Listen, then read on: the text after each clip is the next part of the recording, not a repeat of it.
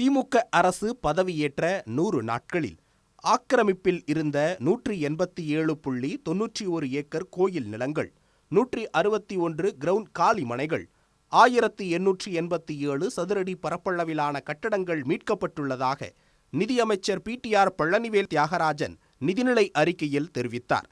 நடப்பாண்டில் 100 திருக்கோயில்களில் திருத்தேர், திருக்குளம், நந்தனம் சீரமைக்க 100 கோடி ரூபாயில் செலவிடப்படும் என தெரிவித்த அவர், போதிய வசதியில்லாத 12,959 திருக்கோயில்களில் ஒருகால பூஜை திட்டத்தை செயல்படுத்த 130 கோடி ரூபாயில் நிலைநிதி ஏற்படுத்தப்படும் என்றார்.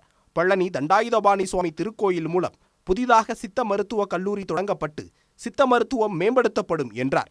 இந்த ஆண்டில் 100 திருக்கோயில்களுக்கு திருத்தேர், திருக்குளம், நந்தனம் ஆகியவற்றின் சீரமைக்கும் திருப்பணிகள் 100 கோடி ரூபாய் மதிப்பீட்டில் மேற்கொள்ளப்படும்.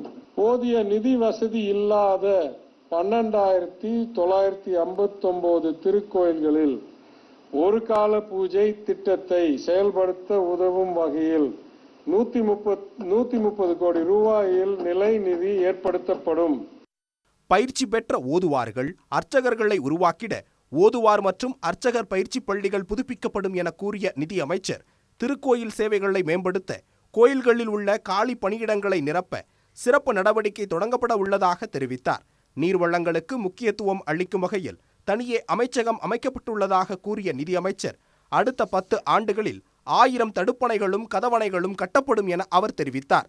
இந்த அரசு மாநிலத்தின் குறைந்த நீர் ஆதாரங்களை முறைப்படி பயன்படுத்தி அவற்றை பாதுகாப்புவதற்கு அதிகமான முக்கியத்துவத்தை அளிக்கும் விதமாக நீர் வளங்களுக்கு தனியாக ஒரு அமைச்சகத்தை உருவாக்கியுள்ளது. மாண்புமிகு முதலமைச்சர் அவர்கள் நோக்கத்தை செயல்படுத்தும் விதமாக அடுத்த 10 ஆண்டுகளில் 1000 தடுப்பணைகள், கதவணைகளும் கட்டப்படும். மேட்டூர், அமராவதி, வைகை, பேச்சிப்பாறை உள்ளிட்ட முக்கிய அணைகளின் நீர்த்தேக்க கொள்ளளவை உயர்த்த நடவடிக்கை எடுக்கப்படும் என நிதிநிலை அறிக்கையில் கூறப்பட்டுள்ளது.